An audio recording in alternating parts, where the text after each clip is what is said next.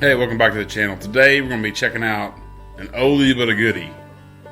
In this particular camera I bought a long time ago when I was first starting off shooting little YouTube videos. And my original intent was to have it sit in the back of my boat on a pole, and it'd be able to track me around the boat. Well, it didn't. It worked okay, but it didn't have a looping mode, which is pretty much crucial when you're going to be shooting videos. But again, the original reason I bought this is because it had a tracking mode, and you could leave the camera over there and you can kind of walk around and it'll track you. Pretty good. Pretty good. We're going to be checking out this camera today and kind of going through it and see what we think about it again in 2022. I think this came out in 2018, 2019, somewhere in there. There's a couple of downfalls that, if I remember right, one being the audio. What you're listening to right now is the onboard audio, and from what I remember, it's not too good. I mean, it does okay, especially if you're holding it close to you, but because the field of view of the camera is pretty tight, you wind up having to hold it pretty far away. Luckily, there's a solution to that. They do offer a wide-angle lens adapter for this camera, and as you can see, that makes the field of view much wider.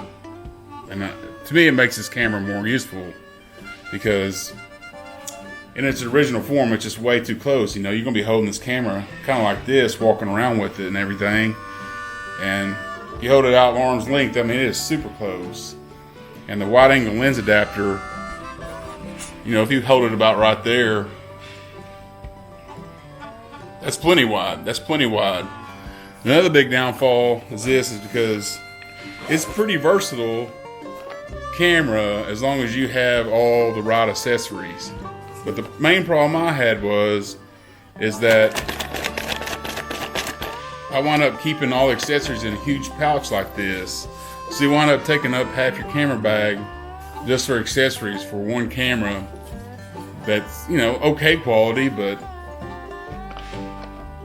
you know, that's a lot of room to take up for one small little camera like this. It really does offer some great stabilization. We're going to look at that today, and we're just going to take you through some of the features that this camera has to offer. You can also shoot time lapses with this camera, so let's take a look at that.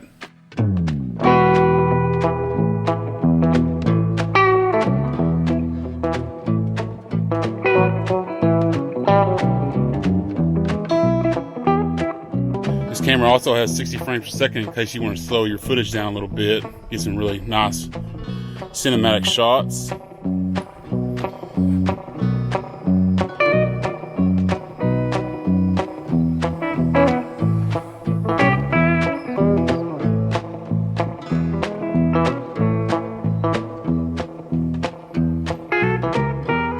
You have a couple of different picture profiles to choose from. You can use log, which I'm using here. This is normal.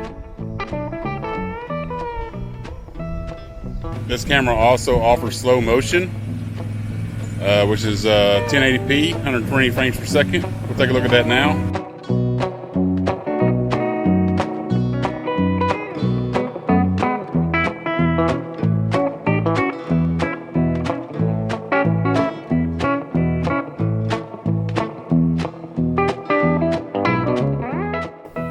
You can also take photos with this camera.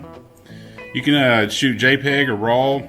From what I can tell, they look okay. You know, nothing great, but serviceable. By now, you're probably guessing what camera it is, and if you guess the Dji Pocket Osmo, you're correct. This is the old school first version, and I always really liked it. Like I say, the main reason I got rid of it is because you had to carry around an extra whole packet of stuff just to make it kind of a viable option. But the reason I'm kind of giving this one a look over after so many years later is because I think that if you're going to be going around shooting video on the go, you know, I wouldn't call it vlogging, but just walking around shooting video, that it's going to be useful for you to have a separate camera with you that really gets good stabilization in video. No matter what I do, I can't get the Sonys to look good Fuji doesn't look good. Really, none of them look good except for Panasonic and Olympus. They're the only cameras that I would say look good while you're walking around shooting video. All the rest of them are good in certain things, bad in others. Overall, generally, they all look pretty bad. So if I think if you're going to be shooting those kind of videos, it's going to be useful to have a second camera on you to use to get stabilized footage. And up until now, I've thought that pretty much the GoPro Hero 10 would be the camera to go for. But I'm not so sure, so I want to try this Osmo Pocket 2 to see how a viable option would be. I think the video is going to look good. I don't know. I've always had issues before when I used it. It seems like the autofocus was an issue. The sound was obviously an issue.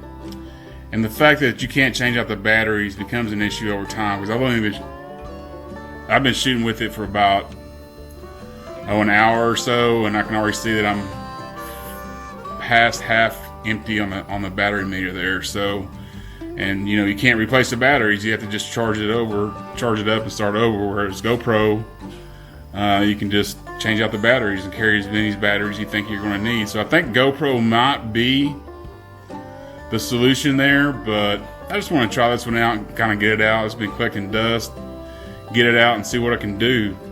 The one thing that sets this camera apart from the GoPro is you can use it in a little bit more of a low light situation and still get good stabilization, because the GoPro is dependent on high shutter speeds, while this camera is actually a mechanical gimbal to keep your shot stable no matter what the light conditions are. If I was going to narrow all accessories down to just the ones you need, I would use the cage so you can mount it to a tripod, the scroll wheel attachment, and the wide angle lens adapter. I think that you have to have at least those 3 accessories to make this camera viable.